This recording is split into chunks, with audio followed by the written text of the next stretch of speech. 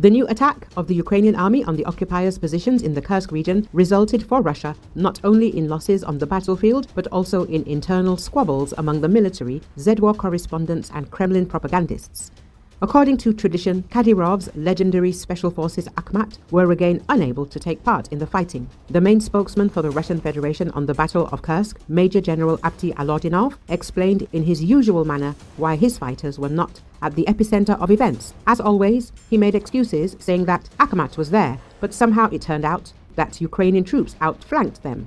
Of course, no one slept through the offensive, and overall, there were few of them there, and most importantly, all the complaints were directed at someone else. This story about the invisible battalion caused a wave of ridicule even among Russian war correspondents who have observed the magical blurring of Kadyrovites at the front more than once. The situation is painfully familiar.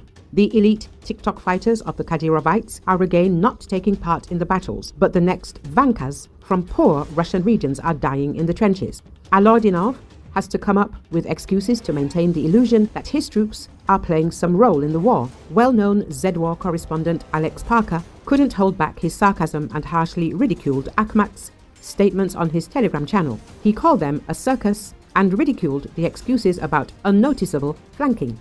Recall armed forces of Ukraine attacked the Russian province of Kursk, informed the Ministry of Defense of Russia. The note specifies that the Ukrainian troops that attacked were up to 2 mechanized battalions with armored vehicles. According to the report, the Ukrainian attacks were repelled and the settlements are under control of Russian troops.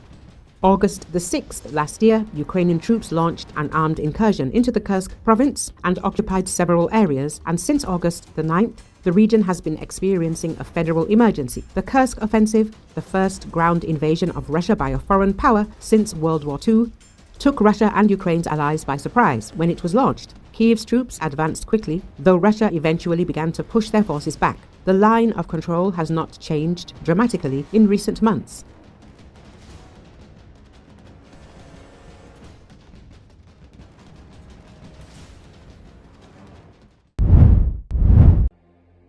Russian spy ship, the Kildin, as the vessel packed with intelligence-gathering equipment drifted temporarily out of control off the Syrian coast on January 23, with flames and black fumes rising from its smokestack. The Associated Press obtained audio of the broadcast, as well as video and photos showing the blaze, that 3 military officials said were gathered by a ship from a NATO nation operating nearby. The officials, also from a NATO country, spoke to the AP on condition of anonymity to discuss the fire and radio transmission that Russian authorities haven't publicly reported. The audio provides an unusual peek inside Russia's fleet of spy ships that NATO nations are watching closely because of concerns that Moscow might sabotage underwater cables and pipelines amid tensions over the war in Ukraine. Even though the Kildin was in trouble, the secretive ship didn't respond to an offer of help from the NATO vessel, the official said. The 55-year-old Kildin gathers intelligence on NATO activities in the Mediterranean and had been operating near naval exercises by alliance member Turkey before the fire, according to the officials who spoke to the AP. They said the blaze burned for at least 4 hours and that the Kildin's crew removed the covers from lifeboats, though they never put them to sea. The Kildin also hoisted 2 black balls from its masts, a maritime signal that the ship can no longer steer, the officials said. They said the crew eventually regained control and that the Kildin is still stationed and gathering intelligence off the Syrian port of Tartus, accompanied by a frigate and a supply vessel. It is not clear what caused the blaze. Kremlin spokesman Dmitry Peskov said he wasn't aware of a fire aboard the Kildin and didn't say what the ship was doing at the time. He dismissed suggestions that it reflected poorly on Russian naval readiness. Assessing the state of the fleet based on the breakdown of one particular ship or one particular malfunction is not professional, Peskov said. At the port of Tartus on January the 22nd, after weeks of idle wandering off the Syrian coast, the heavy weapons, military vehicles, artillery and ammunition crates guarded by soldiers had been waiting for weeks at Port Tartus to be loaded onto ships. Far from its bases in the Arctic and the Baltic Syria's Sea. new government terminated Moscow the 49-year also is no lease. longer able to use its Black Sea fleet for Mediterranean patrols because during the Ukraine war Turkey isn't allowing warships to pass through the Bosporus, which links the Black and Mediterranean seas.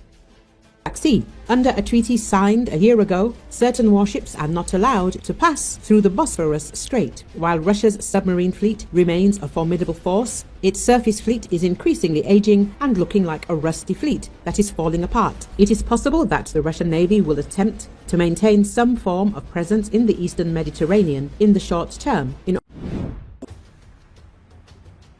Ukrainian military analyst Serhiy Zagurets says that in January, Ukraine struck 30 Russian targets, a third of them military-industrial facilities. He spoke about this on Espresso TV.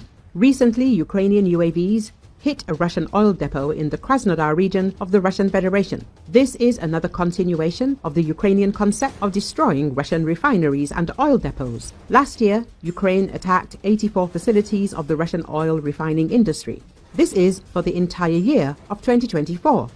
In January, the Ukrainian Defense Forces attacked 30 Russian facilities, one-third of which were defense and industrial facilities. The rest were refineries and oil depots, Zagurets said. According to the analyst, the Russian oil refining complex is a key industry for ensuring the capabilities of the Russian army. The Russians are trying not to lose the opportunity to constantly supply the army with fuel oil, and lubricants. That is why the strikes on refineries and oil depots are aimed at weakening the Russian troops' ability to advance on the front line. It is the oil depots that provide the occupying Russian army with fuel oil, etc. This is a continuation of our steady trend of destroying the Russian oil refining complex. I think this practice will continue, the analyst explained. Recall on the night of January the 31st, units of Ukraine's UAV forces and the main intelligence directorate, in coordination with other branches of the defense forces, struck Volgogradneft, Pereработka, LCC in Russia's Volgograd region. On January the 31st, it was reported that Russia had stopped the transit of oil through the port of Ust-Luga on the Baltic Sea due to a drone attack on a pumping station. On the night of February the 5th, drones attacked the Krasnodar territory of the Russian Federation. Allegedly, a fire broke out at an oil depot as a result of the fall of UAV wreckage. So, Ukrainian forces have increasingly targeted Russia's oil industry, ammunition depots, and military airfields, aiming to disrupt supply chains critical to Russia's war efforts. Fossil fuel exports remain a major revenue stream for the Kremlin's military operations. These attacks are part of Ukraine's ongoing efforts to undermine Russia's ability to sustain its full-scale invasion, striking deep into Russian territory, including regions far from the front lines.